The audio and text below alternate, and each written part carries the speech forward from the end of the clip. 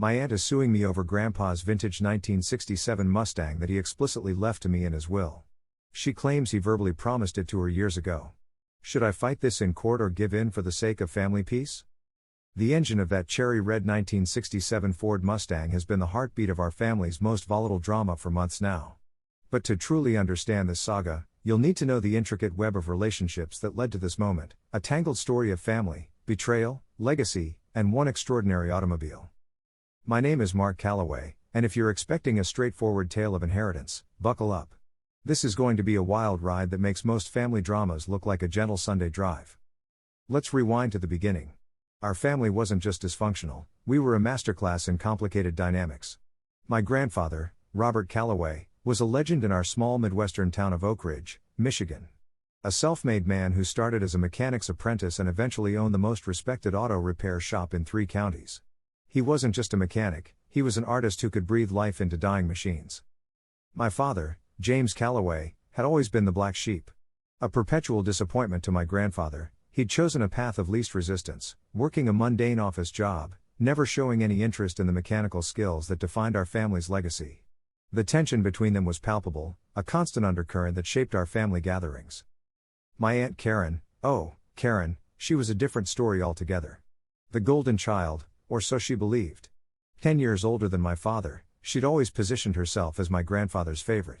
A real estate agent with a knack for manipulation, Karen had spent decades cultivating what she believed was her rightful inheritance. The Mustang wasn't just a car. It was a symbol of everything our family represented: craftsmanship, resilience, passion. My grandfather had purchased the vehicle brand new in 1967, just months after returning from Vietnam. It was more than transportation, it was his declaration of survival, of dreams realized, of American potential. I remember the first time I truly understood the car's significance. I was 12, awkward, desperate to connect with a grandfather who seemed more comfortable with engines than with people. It was a scorching summer Saturday, and the garage was a sanctuary of organized chaos. Tools hung precisely on pegboards, the smell of motor oil and leather permeating every corner. "Come here, Mark," Grandpa would say, his weathered hands guiding mine across the Mustang's gleaming midnight blue body. "See this line here? This isn't just metal. This is history. This is what it means to create something that lasts." Those summers became my education. While other kids were playing video games or watching cartoons, I was learning how to rebuild carburetors, understanding the intricate dance of pistons and valves. My grandfather wasn't just teaching me about cars, he was teaching me about life, about dedication, about leaving a mark on the world. Karen's relationship with the car was entirely different. To her, it was a potential asset, a trophy to be traded or sold. She'd make offhand comments during family gatherings. "When I get that car," she'd say, as if its ownership was a foregone conclusion. My grandfather would just smile that knowing smile, never revealing his true intentions. The family dynamic was further complicated by my parents' messy divorce when I was 16. My father, bitter about his perceived failures, had grown distant. My mother, a high school English teacher, became my anchor, encouraging my connection with my grandfather while navigating the turbulent waters of our family's ongoing drama. When Grandpa's health started declining, the vultures began circling. Karen would visit more frequently, always with some new real estate deal to discuss, always subtly positioning herself as the dutiful daughter. My father, feeling perpetually inadequate, would make rare appearances, awkward and uncomfortable. But I was there. Every weekend, every medical appointment, every moment that mattered. The night before he was hospitalized for the last time, my grandfather called me into his study. Surrounded by decades of mechanical manuals, photographs of cars he'd restored, and a lifetime of memories, he looked me in the eye. "The Mustang is yours, Mark," he said quietly. "Not just the car. Everything it represents. Our family story, our legacy of craftsmanship. Promise me you'll understand its worth isn't in its price tag, but in its history." I promised. Little did I know how complicated that promise would become. His death was unexpected but peaceful. A lifetime of hard work, of creating beauty from raw machinery, had worn him down. The funeral was a strange affair, more a reunion of local mechanics and car enthusiasts than a traditional mourning process. People shared stories of Robert Calloway's incredible skill, his integrity, his ability to resurrect seemingly hopeless vehicles. When the will was read, Karen's mask of civility shattered completely. The document was crystal clear. The 1967 Mustang, along with all its documentation, restoration records, and a small trust for its maintenance, was to be inherited solely by me. No ambiguity, no room for interpretation. Karen's reaction was nothing short of volcanic. He promised me. She shrieked during the will reading, her carefully applied makeup running with tears of what I can only describe as performative grief. We talked about this for years. He said the car would be mine. Her lawyer, a sleek shark named Mitchell Brennan from a nearby city, saw an opportunity. A verbal promise versus a written will? This was potential billable hours gold. What followed was a legal battle that would make most soap operas look tame. Depositions, mediations, endless back and forth that consumed our family's emotional and financial resources. Karen was relentless, convinced that her years of subtle manipulation would finally pay off. But she underestimated two crucial things: the explicit nature of my grandfather's will, and my own determination to honor his legacy. My lawyer, Sarah Reynolds, a brilliant woman who approached this case with the precision of a surgeon, began meticulously building our defense. We weren't just fighting for a car. We were fighting for the integrity of my grandfather's final wishes, for the story embedded in every bolt and panel of that Mustang. The story doesn't end with a simple legal victory. It's about understanding that some inheritances are about more than material possessions. It's about legacy, about the stories we choose to tell, about the memories we preserve.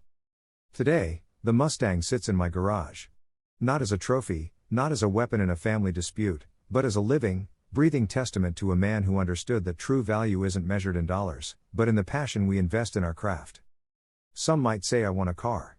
But what I really won was something far more precious: the validation of a relationship that transcended mere ownership, that spoke to the true meaning of family, legacy, and love.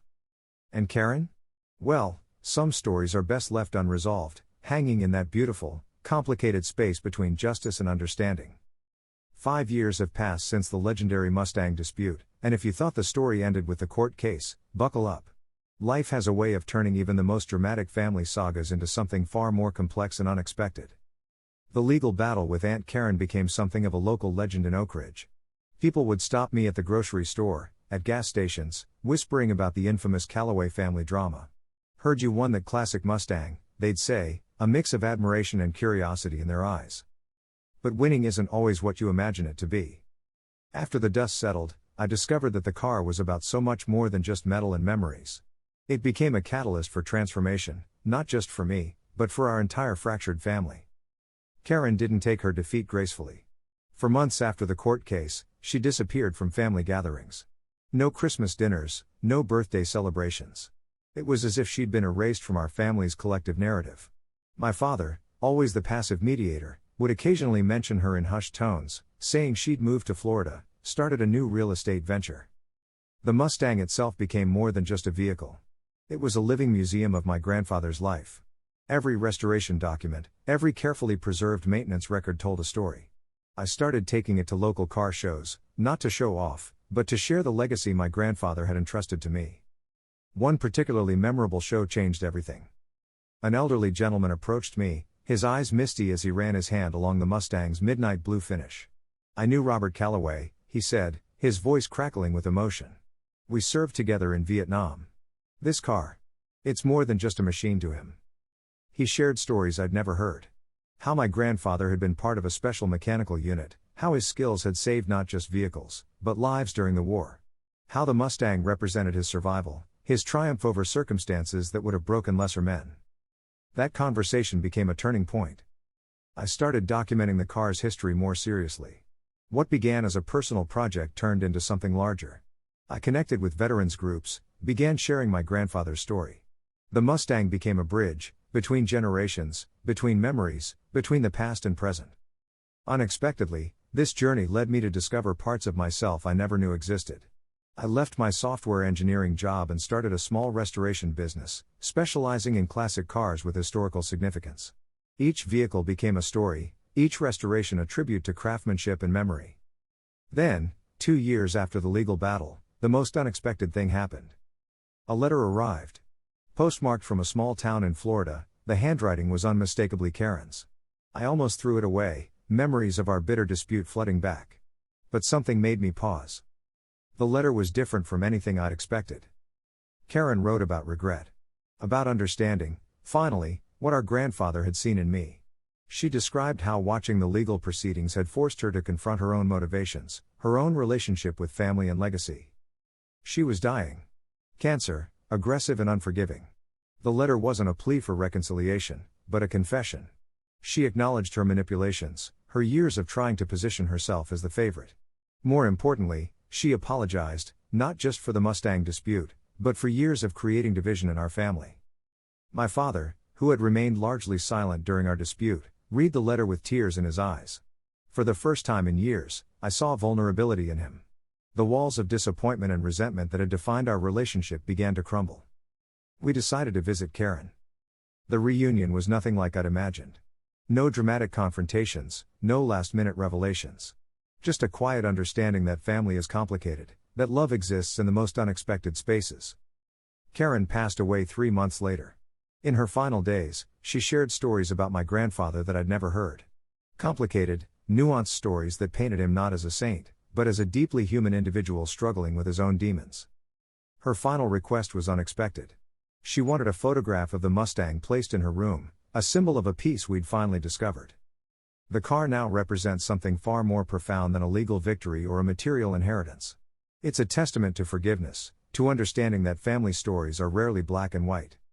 I've continued my grandfather's legacy, not just through the Mustang, but through the restoration business I've built. Each classic car that rolls out of my workshop carries a piece of his spirit, the belief that with patience, skill, and respect, something broken can always be made beautiful again. My father and I talk more now. Not just surface-level conversations, but real discussions about family, legacy, pain, and healing. The Mustang sits in our shared workshop, a silent witness to our ongoing reconciliation. Life, I've learned, is rarely about winning. It's about understanding. About recognizing that every story has multiple perspectives, that family is a complex machine that requires constant maintenance, just like a classic car. The 1967 Mustang isn't just a vehicle anymore. It's a living, breathing metaphor for our family's journey, battered, restored, loved, complicated, but ultimately, beautifully resilient. Some inheritances are measured in dollars. Ours is measured in understanding, in the delicate art of rebuilding what was once thought irreparably broken.